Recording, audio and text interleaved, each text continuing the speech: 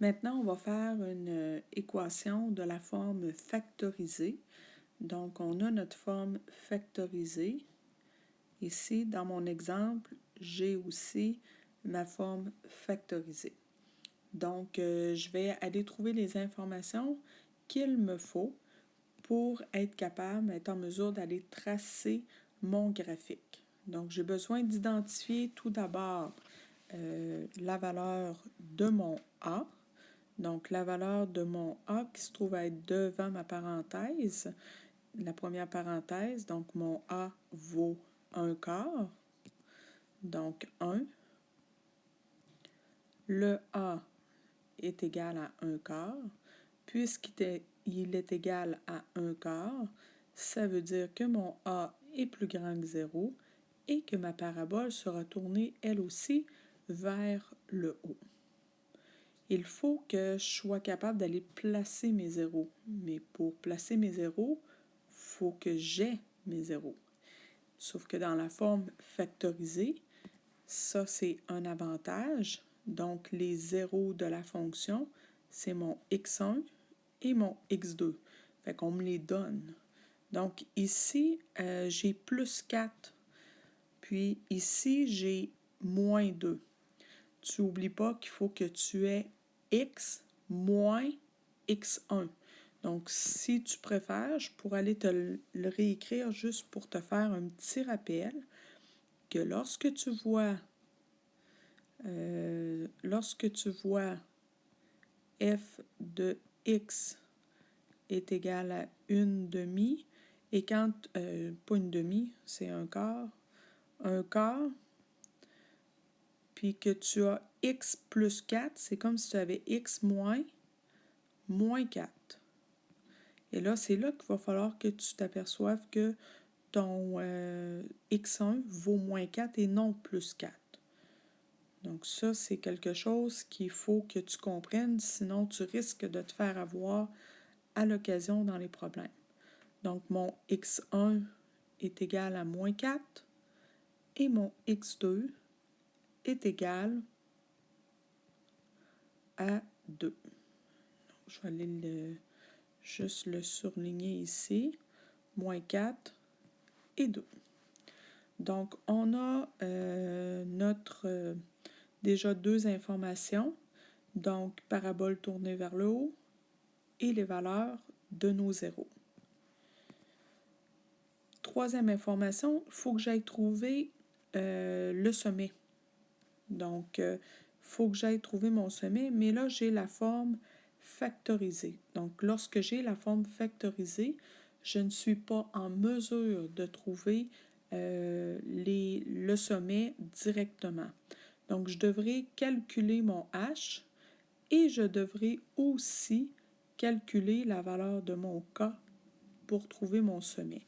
Puis lorsque je veux trouver mon H, je dois prendre les deux zéros de ma fonction, les additionner ensemble et diviser par 2. Donc, mon H, moins 4 plus 2, divisé par 2. Donc, ça va me faire moins 2, divisé par 2, donc moins 1. Donc, le H vaut moins 1. Le K, pour le trouver, je n'ai pas de formule en tant que telle. Je te rappelle que pour trouver la valeur de ton K, il va falloir que tu remplaces le X dans ton équation par la valeur de ton H. Donc, je remplace mon X par moins 1 et je vais aller calculer 1/4 moins 1 plus 4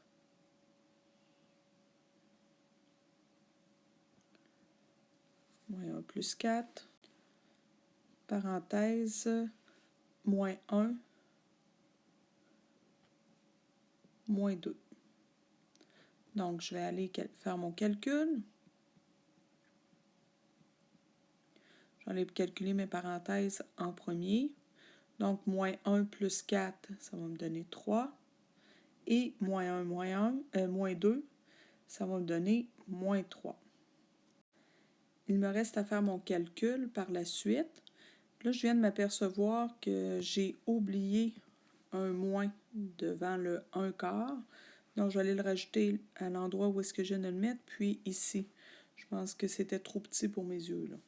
Donc, si je fais mon calcul, moins 1/4 fois 3 fois moins 3, ça me donne 9/4. Alors, on vient de trouver notre sommet qui se trouve à être moins 1 et 9/4. Je vais juste aller te réécrire là, que ça ici, ça se trouve être mon cas. Donc, des fois, on préfère l'avoir comme ça. Sommet, moins 1, 9/4. Donc, c'est ce qui m'intéresse pour aller tracer mon graphique. Et là, ce qui me reste à trouver, c'est l'axe de symétrie, donc l'équation de l'axe de symétrie.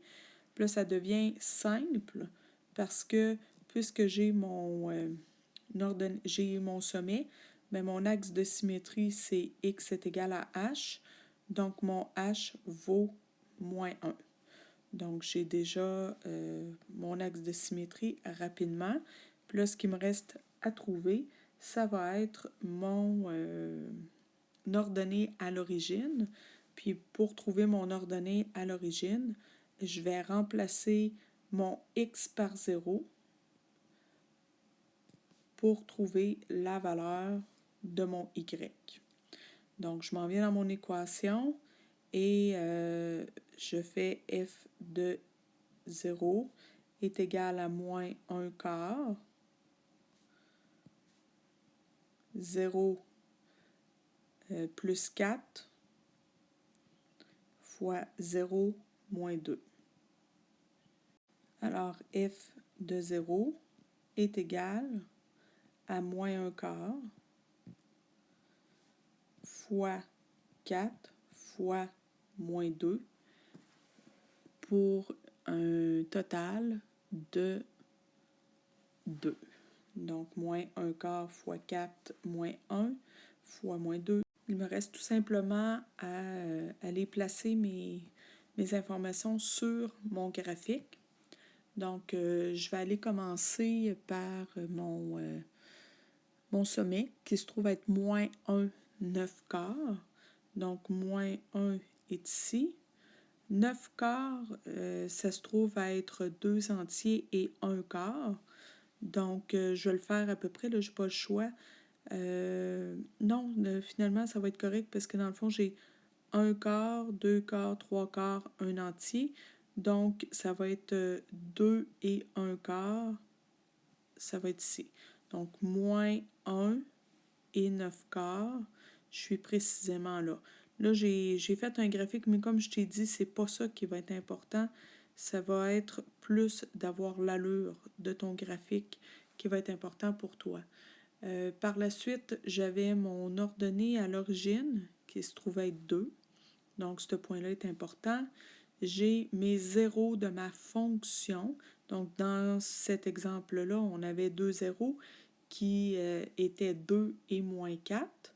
Puis, on savait que notre parabole était tournée vers le bas, ce qui peut avoir du sens parce que, regarde, je m'en viens ici, puis je m'en viens ici.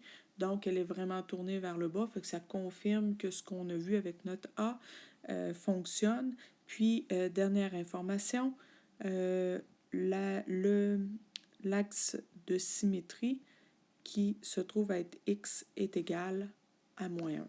Donc, on a tracé notre graphique, mais j'attire encore ton attention. Ce n'est pas la graduation que je veux.